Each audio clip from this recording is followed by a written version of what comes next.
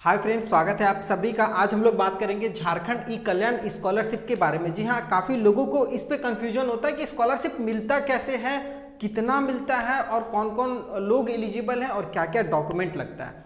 और उसके साथ ही साथ बात करेंगे पिछली बार कितने लोगों को मिला है स्कॉलरशिप और इस बार अभी तक कितना एप्लीकेशन अप्रूव हो चुका है, कितने लोगों को स्कॉलरशिप मिल चुका है। जी हाँ, बहुत इंपॉर्टेंट है, ध्यान से देखिएगा। सारा डाउट मैं आपका इस वीडियो में क्लियर कर देने वाला हूँ। तो झारखंड सरकार की तरफ से अभी ई कल्याण स्कॉलरशिप निकाली गई है, हर साल निकाली जाती है। इसमें मतलब वैसे छात्र जो कैटेगरी में बिलोंग करते हैं, जैसे BC1, BC2 या SC ST जो भी हैं, अगर इस कैटेगरी में आप भी बिलोंग करते हैं तो आप एलिजिबल हैं, आवेदन दे सकते हैं यहाँ पर स्कॉलरशिप के लिए। बेसिकली जो अभी स्कॉलरशिप निकली है वो निकली है पोस्ट मैट्रिक। जी हाँ, पोस्ट मैट्रिक का मतलब ये होता है ना कि अगर आपने मैट्रिकुलेशन पास आउट किया है, उसके बाद आप किसी भी सर्टिफिकेट कोर्स में या किसी डिग्री में या किसी डिप्लोमा में एडमिशन लिए हुए, चाहे वो BA हो, BSc हो, BCom हो, BTech हो, या फिर आपने कोई MBBS का कोर्स में एडमिशन लिया है, या फिर ITI वगैरह किया हुआ है, या B Pharma वगैरह में आपने एडमिशन लिया हुआ है, तो आप एलिजिबल हैं। हाँ, उसके लिए कुछ कंडीशन है, वो बहुत इंपॉर्टेंट है जानना। देखिए, सबसे इंपॉर्टेंट जो कंडीशन यहाँ पर क्या रखा गया है ना, अगर आप झारखंड के निवासी हैं और यहाँ का आपका रेसिडेंशियल सर्टिफिकेट बना हुआ है तो, जी हाँ, अगर आपका झारखंड का आवासीय प्रमाण पत्र बना हुआ, ये सबसे मैंडेटरी चीज़ है, तभी आप आवेदन कर सकते हैं। एक चीज़ यहाँ पर थोड़ा सा बेनिफिट क्या होता है ना कि अगर आप मान लीजिए झारखंड के हैं और अगर आप झारखंड के किसी भी कॉलेज में पढ़ रहे हैं ना, तो आपको मिलेगी ही मिलेगी। दूसरा, अगर आप झारखंड के बाहर के भी हैं, आउटसाइडर जिसको हम बोलते हैं, मान लीजिए आपने किसी अदर कॉलेज जैसे लवली प्रोफेशनल यूनिवर्सिटी हो गया, या फिर आपने किसी भी अदर स्टेट में, आप उड़ीसा वगैरह में जाते हैं पढ़ाई करने, अगर आप उस स्टेट में भी पढ़ाई करते हैं और आपका झारखंड का वासी है तो भी आपको स्कॉलरशिप मिलेगी। सबसे इम्पॉर्टेंट है, जो डेट था ना वो बढ़ चुका है। पहले जो डेट था वो लगभग अप्रैल हुआ करता था, 24 अप्रैल वगैरह लास्ट डेट था, लेकिन अब इसको बढ़ा करके 10 मई 2023 कर दिया गया है। मतलब 10 मई तक आप ऑनलाइन के माध्यम से आवेदन करेंगे। फॉर्म भरने में कोई परेशानी होगी तो हमें कमेंट करके जरूर बताइएगा। मैं A to Z step by step आपको पूरा प्रोसेस भी दिखा दूंगा, कैसे कैसे फॉर्म को भरना है, कैसे अप्रूव करवाना है। ये बहुत इंपॉर्टेंट है। काफ़ी लोगों का फॉर्म भरने के बाद फॉर्म अप्रूव ही नहीं होता है, पैसा ही नहीं आता है। क्या प्रॉब्लम होगी वो मेरे से आप कंसल्ट कीजिए, मैं आपको पूरी जवाब दे दूंगा। तो एलिजिबिलिटी के लिए देखिए, सबसे पहले मैंने आपको बताया रेसिडेंशियल आवासीय, अगर आपका झारखंड का है, आप झारखंड में पढ़ रहे हैं या किसी भी अदर स्टेट में पढ़ रहे हैं तो आपको यहाँ पर मिलेगा स्कॉलरशिप।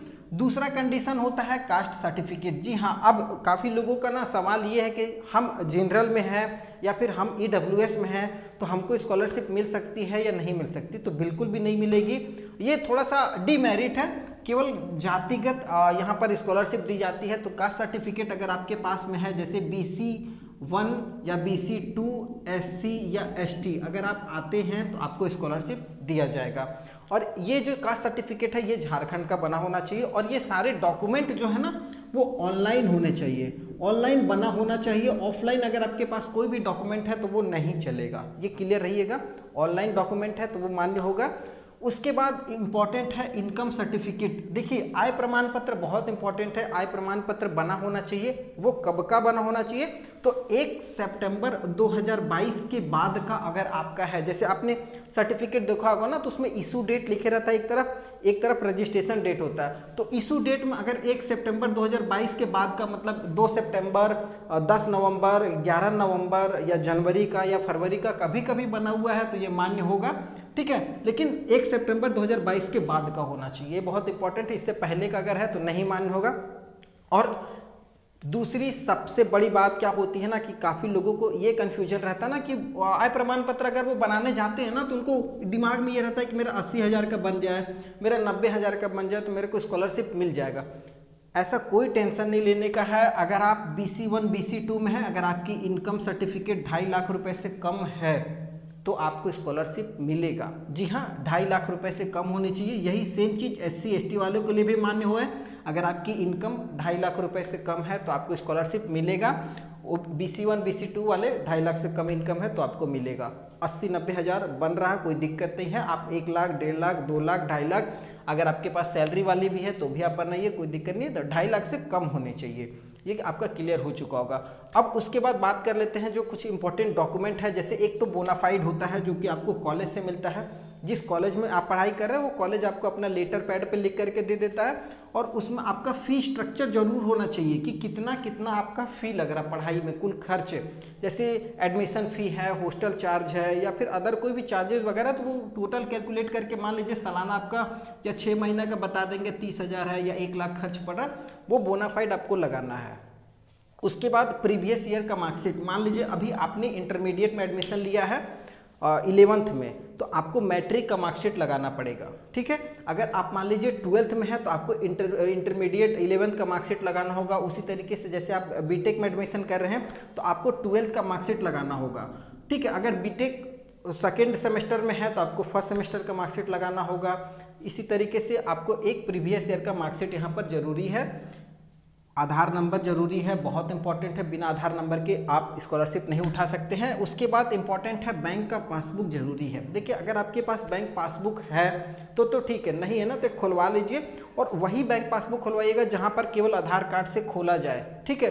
काफ़ी लोगों का ना बैंक में आधार कार्ड लिंक ही नहीं है, तो उसको चेक करने के लिए मैंने डिस्क्रिप्शन में लिंक दिया हुआ, आप वहां से भी चेक कर सकते हैं कि आपका आधार कार्ड आपके बैंक पासबुक से लिंक है या नहीं है। अगर मान लीजिए आप बैंक पासबुक नहीं देते हैं या किसी कारण मिसमैच होता है तो आपके आधार कार्ड से जो भी खाता लिंक होगा उसमें आपका पैसा आ जाएगा, ठीक है। उसके बाद फोटो एक आपका पासपोर्ट साइज में होना ही चाहिए, और एप्लीकेशन फॉर्म जब आप रजिस्ट्रेशन कीजिएगा तो एक एप्लीकेशन फॉर्म निकलता है, उसका प्रिंट आउट करके उसको भी अपलोड करना पड़ता है। तो ये लगभग 9 डॉक्यूमेंट है, ये आपके पास में होना चाहिए। अब इम्पॉर्टेंट है स्कॉलरशिप मिलती कितनी है। देखिए बेसिकली डिपेंड ये करता है ना कि आपका कोर्स किस टाइप में है। अब मान लीजिए आप 10th के बाद ITI का कोर्स करने गए और आपका फी स्ट्रक्चर जो बन रहा है वो लगभग 30,000 रुपये आपका सालाना बनता है, ठीक है, 1 साल का, ठीक है। तो 1 साल में मान लीजिए आपका 30,000 बन रहा है, तो इसमें हॉस्टलर और डे स्कॉलर दोनों डिवाइड होता है अलग अलग। मान लीजिए आप हॉस्टलर हैं तो थोड़ा सा आपको ज़्यादा मिलेगी, अगर डे स्कॉलर हैं तो 9,000 कहीं कहीं पे मिलता है, कहीं कहीं पे 10,000 मिल जाता है, कहीं 15,000 मिल जाता है। तो इस तरीके से मैक्सिमम जो स्कॉलरशिप होती है लगभग 90,000 की 1 लाख रुपए आपको मिलती है मैक्सिमम, जिसमें हॉस्टलर वगैरह अगर हैं तो 1 लाख शायद है, और डे स्कॉलर है तो कम है। तो इस तरीके से स्कॉलरशिप का क्राइटेरिया बांटा गया है। अभी तक इस साल जो फॉर्म अप्लाई हुआ है वो लगभग 2,39,817 फॉर्म इस साल अप्लाई हो चुका है, जिसमें से 26,844 फॉर्म जो है वो वेरीफाई हो चुका है। वेरीफाई मतलब एक तो पहले आपकी कॉलेज वेरीफाई करते, जैसे आप फॉर्म अप्लाई किए कॉलेज आपका देखेगी, चेक करेगी, वेरीफाई करके फिर आपका जो DSO ऑफिस है या फिर जो भी DC कार्यालय है वहाँ से आपका वेरीफाई होता है। तो 26,844 फॉर्म लगभग वेरीफाई हो चुका है। तो आप अपने फॉर्म का स्टेटस जरूर चेक कीजिएगा। देखिए होता क्या ना कि हम लोग स्कॉलरशिप का फॉर्म भर करके भूल जाते हैं, भूलना नहीं है, टाइम टू टाइम उसको लॉगिन कीजिए। 2 दिन 4 दिन में आपके मोबाइल पे भी कई बार मैसेज आता है कि आपका फॉर्म में ये ऑब्जेक्शन है, आप उसको क्लियर कर लीजिए, या इनकम सर्टिफिकेट सही नहीं है, या आवासीय क्लियर नहीं है, ये सब सारी चीज़ें होते रहती है। तो उसको क्लियर जरूर कर लीजिएगा ऑब्जेक्शन को, आपका स्कॉलरशिप आएगी। काफ़ी लोगों का यही होता है, नहीं कर पाते हैं अपडेट तो रिजेक्ट हो जाती है। 1,953 लोगों का स्कॉलरशिप अभी आ चुका है। अगर आपका नहीं आया होगा तो एक बार जरूर चेक कीजिएगा। अगर आपका आ गया है तो बता जरूर दीजिएगा चैनल में कमेंट करके। और अगर इसके अलावा कोई जानकारी चाहिए फॉर्म भरने को लेकर के तो कमेंट करके जरूर बताइएगा। फिर नए वीडियो में मिलते हैं, तब तक के लिए जय।